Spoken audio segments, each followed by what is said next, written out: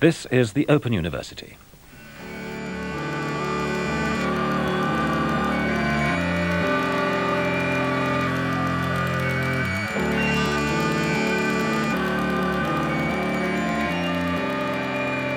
Hello there, my lovelies. I haven't really felt much like talking to you for the last month because I'm in my quality time in Paris. I have a bipolar. Sorry, I keep misusing that word, bipolar. I have a bipartisan, an East-West European life, part of which I live in Berlin and part of which I live in Paris. I've just been told my Berlin building has been sold to a Viennese company though, so I don't know how long I'll be able to sustain the Berlin part. It's a bit far away from Paris, and I do find myself increasingly in Paris. So I think I should probably find somewhere either in Paris or closer to Paris. I'm actually quite interested in Brussels as a place to live. It's only 2 hours, less than 2 hours up the train tracks from Paris. I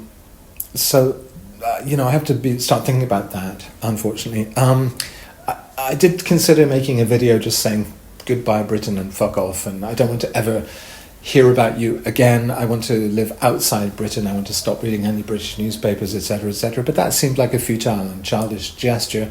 I wish Britain well. I personally don't really have much. I won't figure much in your future, and you won't figure much in mine. But you are the country and the culture that formed me, and I can't really gainsay that. I can't really just dismiss you, savagely. Of course, emotions run high, but I'm very aware that it's the Brexit thing is a culture war.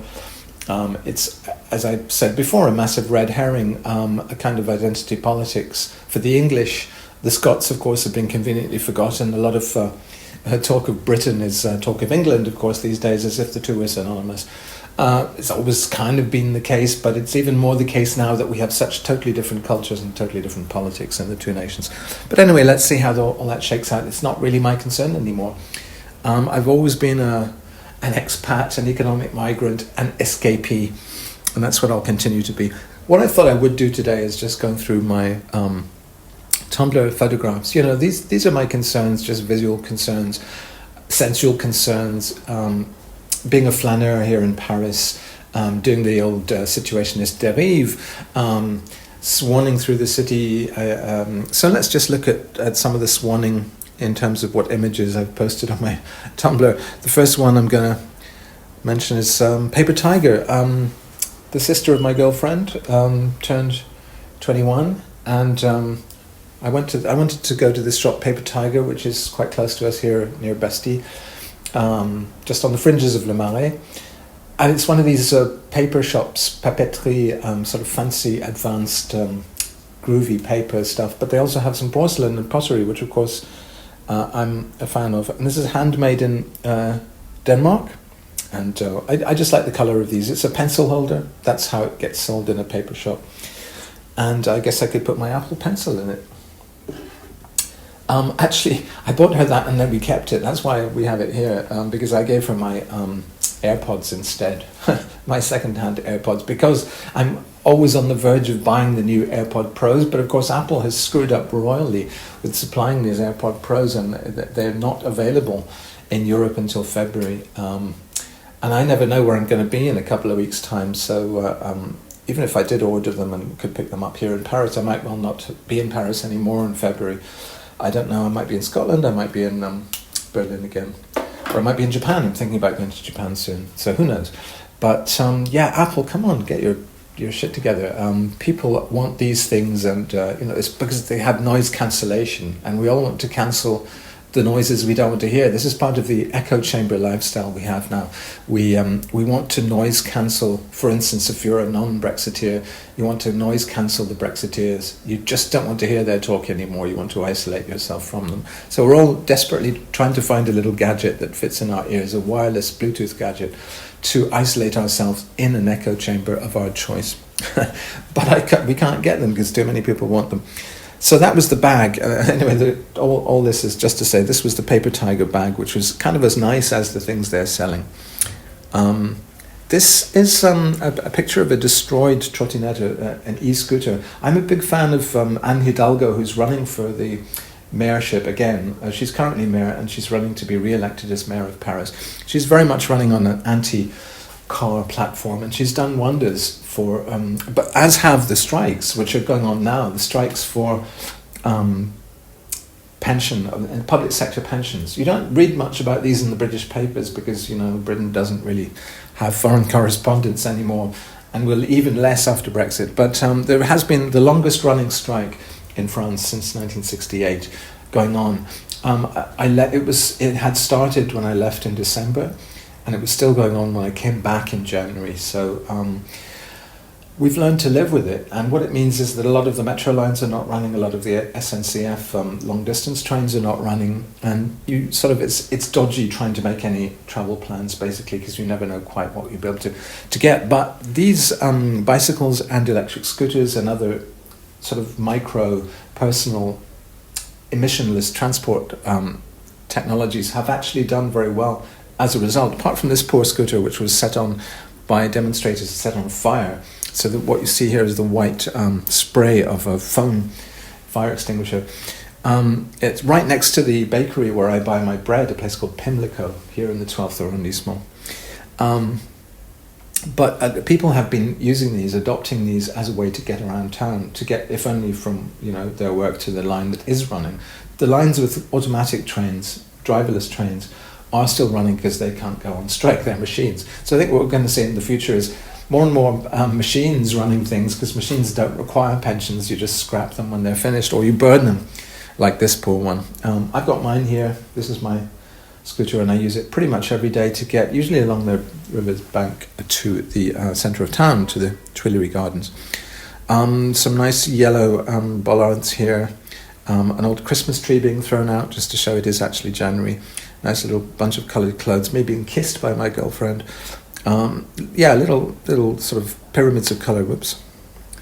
This is a poster that says burlesque, and I tend to take a lot of. I don't know what that's even advertising. I don't particularly care about what posters are advertising. Wheat posting is actually something we've thought about. Macmillan, Farrar Straus and Giroux, my publisher in New York. We've been considering ways to promote my book Niche when it comes out in July, and I said, why don't we have an old-fashioned 20th century rock fly poster campaign where you hand people, envelopes stuffed with dollar bills, and you get a kind of semi-legal poster campaign in New York. And then the idea would be to take social media photographs of that in situ. Just need to put up a few posters here and there, and then take photos of them, and then share those on digital media, so it would have much wider impact. Although I did joke to semi-seriously to the promotion people that I'm only really successful in America in New York and San Francisco, nothing in between. And they joked back, well, actually books are only read in those two cities anyway. We found out the same thing. The two coasts, the left and the right coasts, are where people read books in America. This is a funerary statue from Père Lachaise Cemetery. I go up there quite a lot because it's really just up the hill from here. It's another scooter ride. And I walk around because, of course, the great dead are the main characters in my forthcoming book. It's narrated by the dead. We've just got an endorsement from Ariel Pink, who's very much alive, saying that he thinks it's like Orson Welles remaking Spinal Tap. So thank you, Ariel.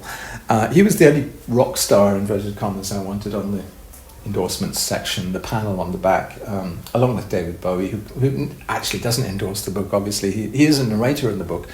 He doesn't endorse it because he didn't endorse things when he was alive, but he did endorse my cover of his song "Where Are We Now?" So we kind of use him saying, "Oh, that's so cool."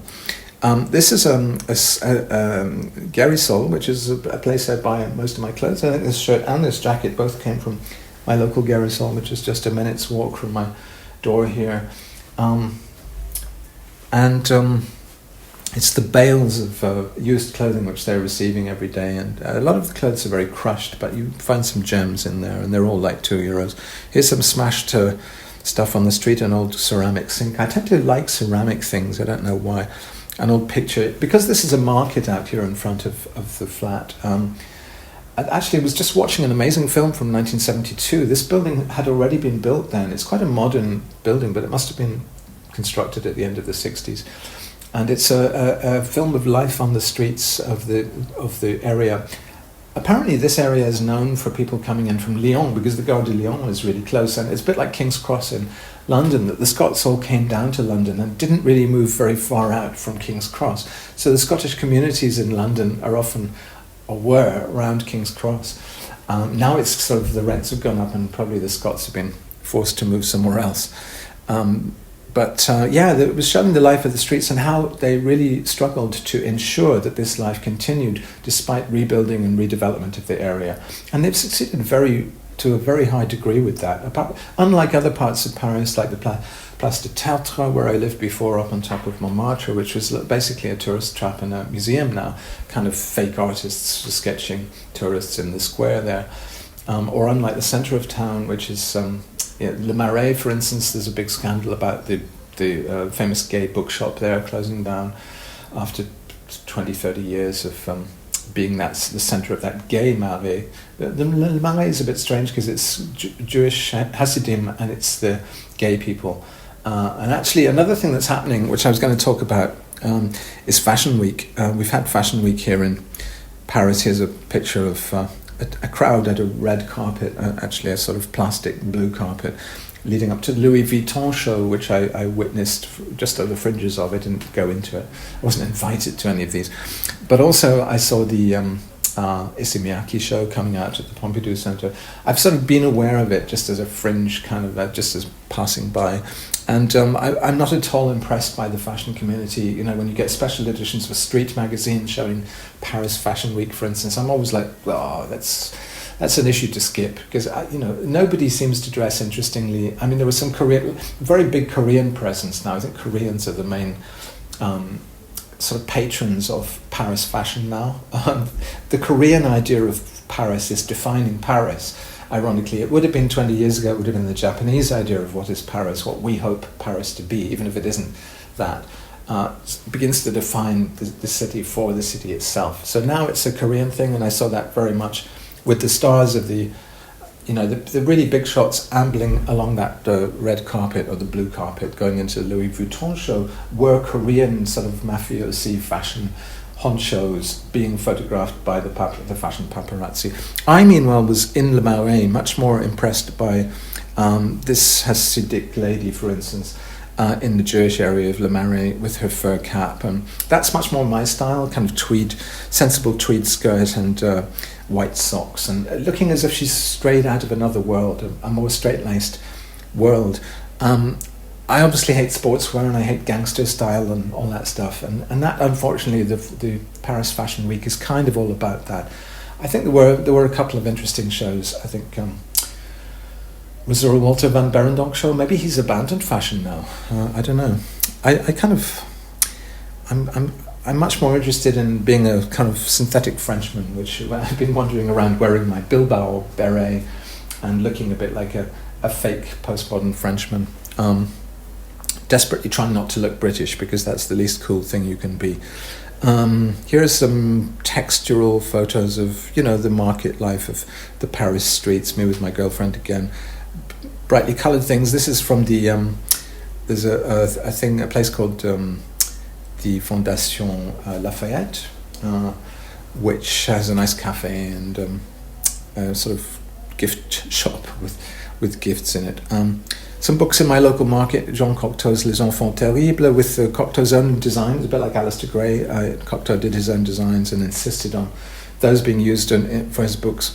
An anthology of French poets, Les Poètes Voyagent, about how poets travel and how poetry and travel are inextricably linked. I'm sort of gearing up for some major travel when the weather gets better, and I really want to be in that poetic state of mind, that nomadic and poetic state of mind where you don't know where you're going to be tomorrow and you're up for any adventure, basically. Just sort of the very Roman. I always used to feel when I left Britain that I was arriving. I'm usually on the way by train to Rome from Britain, and you take the sleeper down from Edinburgh to London, and then you take the boat, and then you take trains. And by the time you got to Paris, you felt you ought to be, after all that kerfuffle, you ought to be in Rome already. So Paris felt like Rome because it has I mean, if I look out of my window here, the sort of the market building outside here, it looks very Roman. It's like a classic Roman market building, or sort of old Italian market building. So I often see these sort of fountains. There's a spewing dolphin spewing water into a fountain on the left bank somewhere, and think that it's very much like although it's so close to Britain, and I can pop up to Scotland and see my mother on the train from here. Nevertheless, it feels culturally so very different that I don't feel kind of my wings are clipped too much when I'm here. And of course, it's also very different from Berlin. And Berlin, I suppose I won't be too sad to have to quit Berlin, because I haven't felt very engaged with the city this time. It's felt a bit brutal, and people are very rude there. And as Ai Weiwei, the artist, he's just left, actually moved to London from Berlin, saying that taxi drivers in particular were incredibly rude to him in Berlin. And I hope he doesn't have any misadventures in Britain, because people are increasingly rude to foreigners in Britain, unfortunately. This is from the Fondation Lafayette. Inside the toilets, there's this charming little drawing of a penis inside the toilet doors. But it's a little bit more creative than most sort of obscene drawings on most toilet doors. So it gives you a sense of the high-grade, high-caliber clientele of that place. This is the flower market, which is also a bird market on the Ile Saint-Louis, near Notre Dame. And some pots, rather phallic pots. Again, I'm sort of collecting pots or images of pots. That was actually in a shop window. I don't know who took the original photograph. And a kind of found art object, which is just the top of a sort of metal bollard on the street, with a rather nice patterning on it. I like this sort of wabi-sabi texturing of this museum sign from the MAD Museum. It's the Museum of Art Décoratif, which is part of the Louvre, I guess. It's a kind of wing of the Louvre. But it has modern furniture, and I was particularly taken by some beautiful Prisunic furniture from about 1972. Prisunic was a French store that doesn't exist anymore, that was kind of like in between Habitat and BHS, in British terms, sort of not quite as designy as Habitat, and of course Habitat's it still exists here in Paris, and also you have the Conlon store, which is a place I regularly go next to Le Bon Marché, the Conlon store. But there's beautiful colours there and some interesting picks. These sunglasses, for instance, come from there, the Conlon store. But there was one designer for Prisunic, who's very represented in the MAD Museum, who made sort of plastic molded chairs and beds. And the thing, I'm always very impressed by the vision of the future that people had in 1972, forward-looking, optimistic sci-fi. And obviously it's my youth, it's when I was 12 years old, and things when you're that age have a legitimacy. You believe that the culture itself believes in the future in ways that it doesn't now. Now it seems much more interested in preserving the past and harking back to imaginary pasts, as we're seeing with Brexit.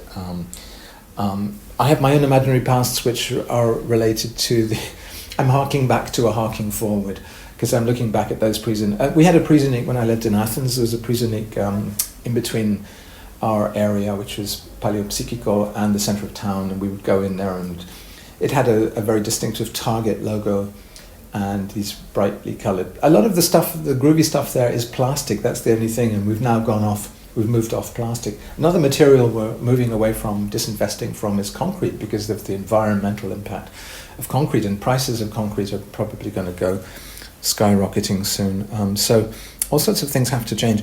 This is a poster, Solidarity with Palestine poster, which is on display in MAD, another part of MAD. Cuban posters from an exhibition of Cuban posters from the Revolutionary era.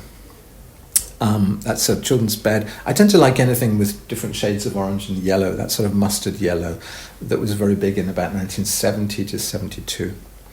This is in the Kitsune Cafe. They have 3 cafes now in Paris, and one of them's facing the Jardin Tuileries. I was learning all about the Tuileries Palace as well recently. I didn't realise there was this palace which was burned in the Paris uprising. There was the siege by the Prussians of Paris, and the sort of government and the aristocrats left Paris and set up an alternative government in Versailles.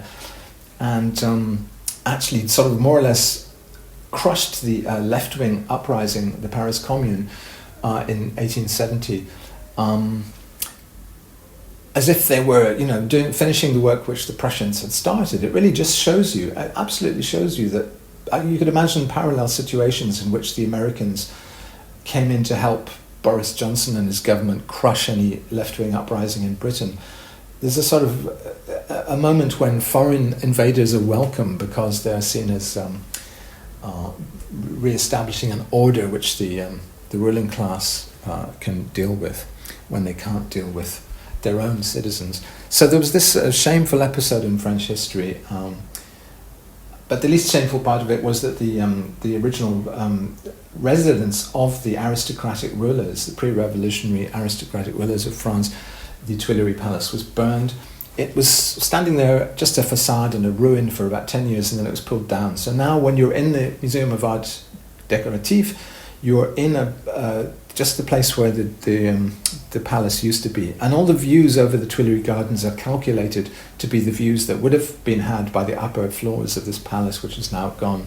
So it's a kind of present absence, a physical, a ghost anyway, a kind of hauntological presence in Paris. And